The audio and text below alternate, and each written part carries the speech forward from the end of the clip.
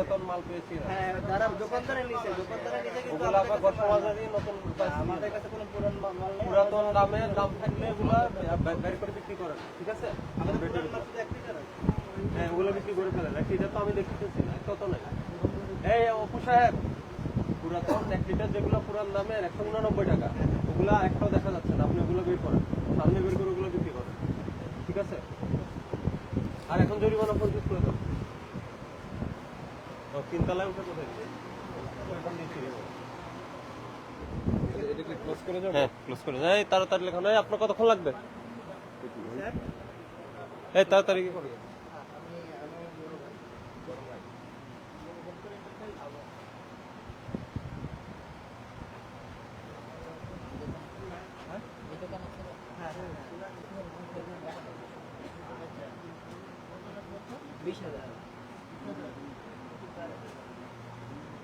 এই যে জরিমানা করলাম, এটা কোম্পানিকে জানাই দেন।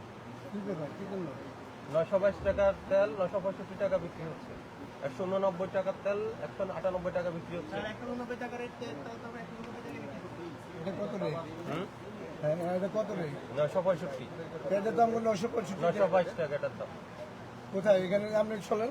কোম্পানিকে জিজ্ঞেস করেন। এটা কোম্পানি করছে তো, এই কোম্পানিকে নতুন বলেন। ইয়েতে তো চলেন, কোম্পানিকে জিজ্ঞেস করেন। টিকে বলেন চলেন স্যার। না, যেতে হবে না। ওই যে ওরা জরিমানা করছি, কথা বলেন। এই জরিমানা দিছি, ওটা পাঠাই দেন। এটা টাকা দেন। কেন স্যার, আমি তো হাই রেটে কিনছি। এই জন্যই তো বলছি যে হাই রেটে ওরা অযৌক্তিক, এটা অন্যায়। কেন অযৌক্তিক হলে আমরা সরকার তো অ্যাপ্রুভাল দেয় নাই 965 টাকা বিক্রি করার জন্য। তো চলেন একটু অফিসে চলেন। যাবো, না ডাকবেন, স্যার, ডাকবেন। আপনার দুজন অফিসে চলেন। আজকে আমি দিব না, আমি অফিসে যাবো স্যার। একটু অফিসে যাবো, আমরা আপনার কাছে মাপ চাই স্যার। আমি হাই স্ট্রেট মাল কিনছি।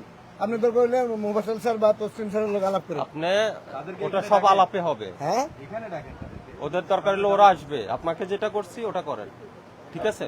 আচ্ছা ঠিক আছে। আমি আমি আপনাকে বলি, আপনি এই যে জরিমানা করলাম, ওটা যে প্রতিষ্ঠান, ওর থেকে আদায় করে নেন, ঠিক আছে? সমস্যা নেই আমার অসুবিধা নেই। এখানে গায়ে রেট কত? এটা আপনাদের ডিলার পর্যায়ে শুরু হলো, এরপরে থেকে আমরা রিফাইনারি পর্যায়ে স্যার শুরু করব। এখানে কত লেখা? এটা ওটা যেটা লেখা থাকে, ওটা 922 টাকা লেখা থাকার কথা ছিল।